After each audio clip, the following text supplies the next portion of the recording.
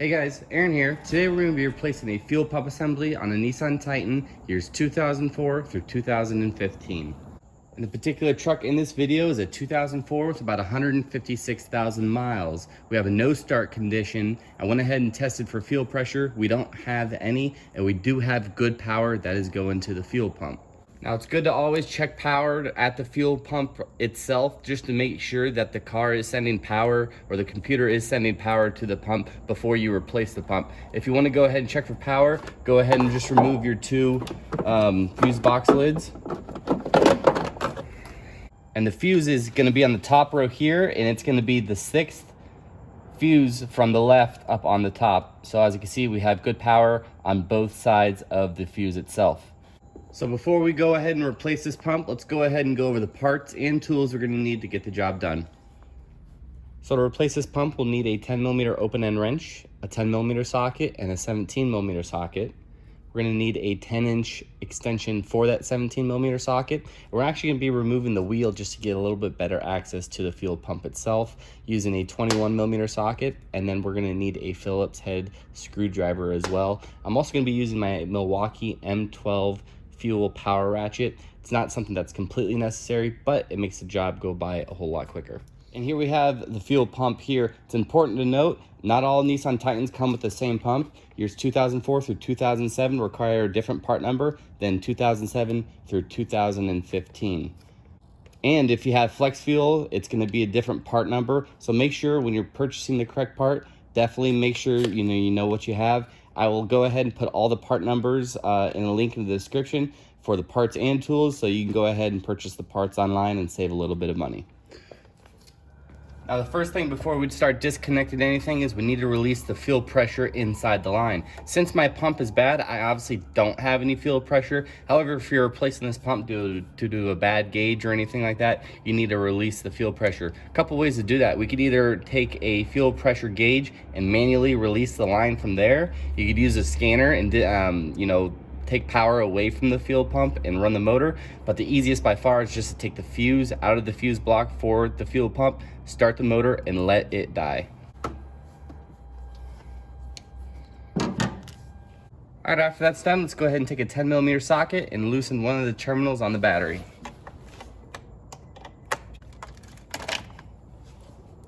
So the next step is to jack up the vehicle using a properly rated jack and jack stand. And what I'm going to actually do here is remove the rear wheel on the driver's side and the inner fender. It's going to help give us a little bit more access to the fuel lines. It's not mandatory, so if you don't have something to remove the wheel, that's okay. You don't have to do it. It just helps getting those fuel lines off of the tank so we have less of a chance of breaking them in the future.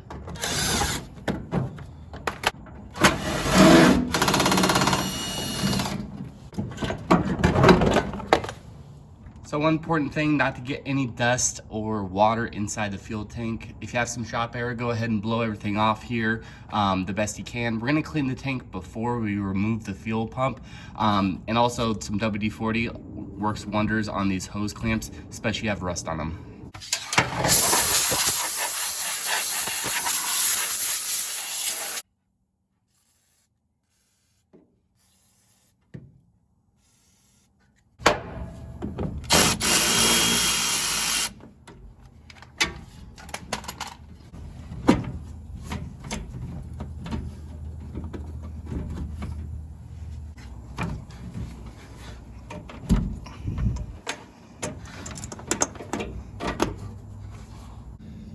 All right, there's another line on the back of the fuel tank at the evap canister right here. I'm gonna go ahead and just pinch the line and pull it out.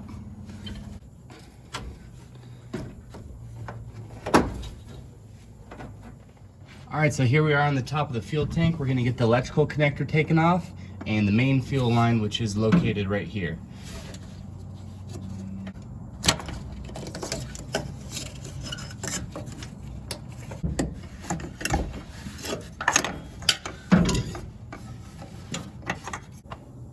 So now that we have everything removed from the tank, it's time to go ahead and lower the tank. I like to use just a little piece of wood to put on the jack. That's my preferred method. And lucky for me, there's less than a quarter tank of fuel. If you do have more than a quarter tank, it can be kind of difficult, so be careful. You do have your filler line open up right here so you can siphon out some fuel if needed. But since I only have about 5 gallons, that shouldn't be an issue. Now when it comes to removing the shield for the fuel tank, you'll need your 12mm socket to remove 4 bolts. And then after that, we can go ahead and use our 17mm to take off 2 bolts that's in towards the drive shaft. And then we can remove our fuel tank straps.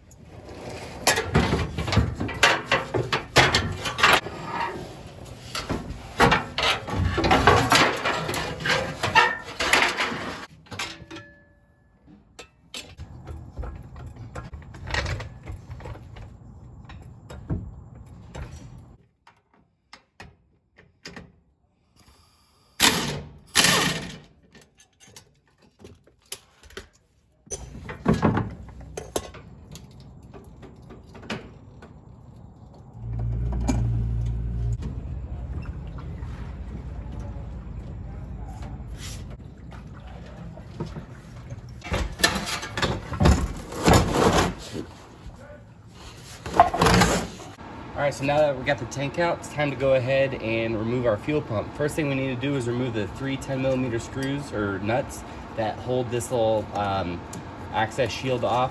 This one broke. I don't know what happened here, so we're just gonna go ahead and remove these. Next, we need to remove our evap line. And after that's done, we need to go ahead and clean off this surface really good. We don't want any of this debris getting inside the fuel tank. Be careful not to get anything inside the fuel lines themselves. I'm going to be using some shop air and some brake cleaner to kind of degrease and decontaminate this area.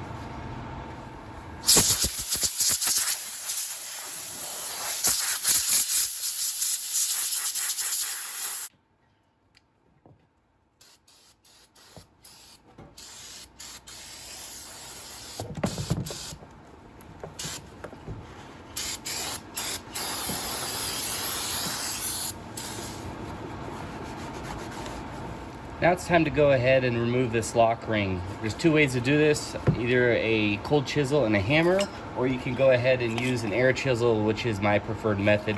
Just be careful not to score the plastic tank or puncture the plastic tank when you're pounding this ring around and off.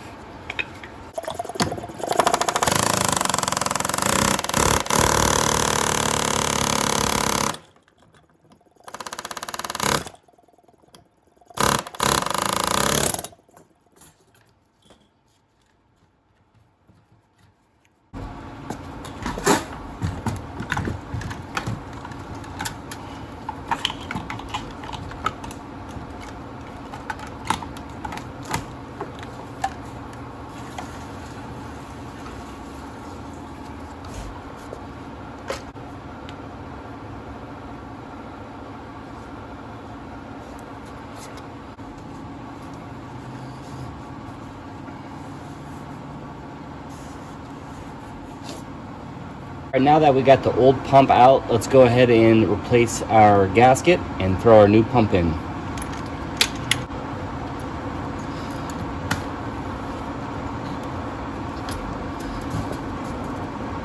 And it's really important to get the orientation of this pump correct. If you look at our small line right here, this is our pressure line. It's going to be facing out towards the driver's side of the vehicle at about a 90 degree. And throw our lock ring back on.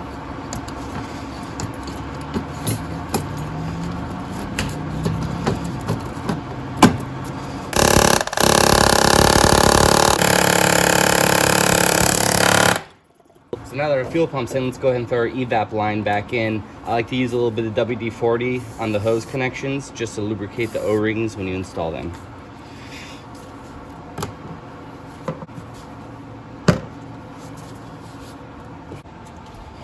Now, one thing we need to do before we install our new pump is reuse our little fuel line retainer right here from the old pump and install it onto the new pump.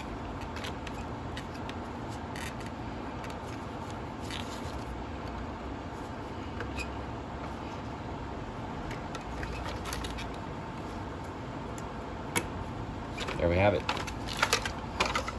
All right, so now we're ready to go ahead and install our new pump and tank back into the vehicle. Let's secure all of our hoses and connections and then fire the vehicle up.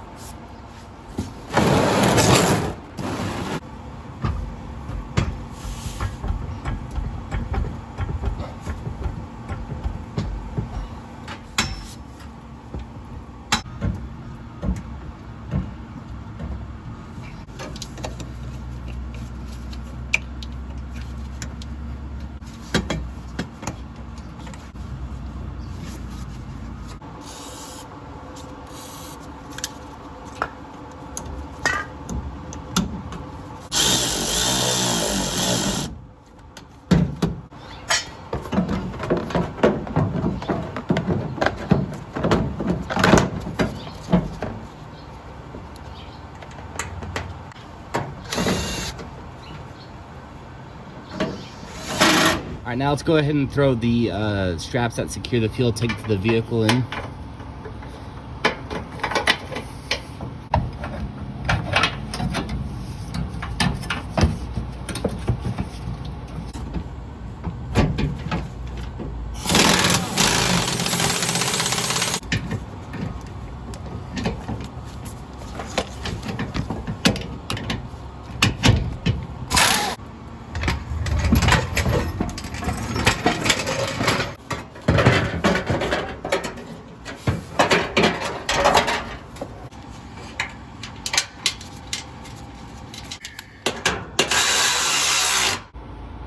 All right, so the last thing we got to do is just reconnect our evap line that goes to our canister behind the fuel tank here. It's easy to forget this because it's not really on the fuel tank itself. So make sure you plug this in or else eventually your check engine light will come on.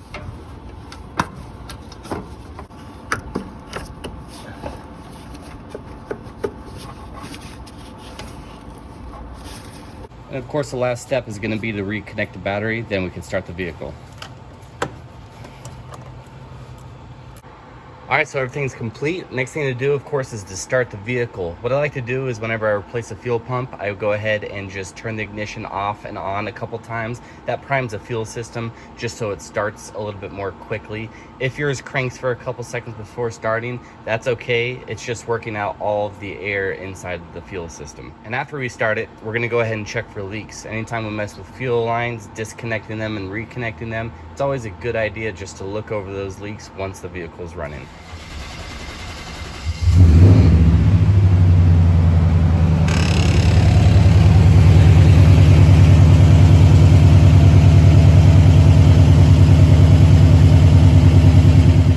Got done with the test drive. Everything is working great. Vehicle starts right up and we definitely don't have any more leaks. So thanks for watching this video. Make sure to check the link in the description for the parts and tools I used during this repair.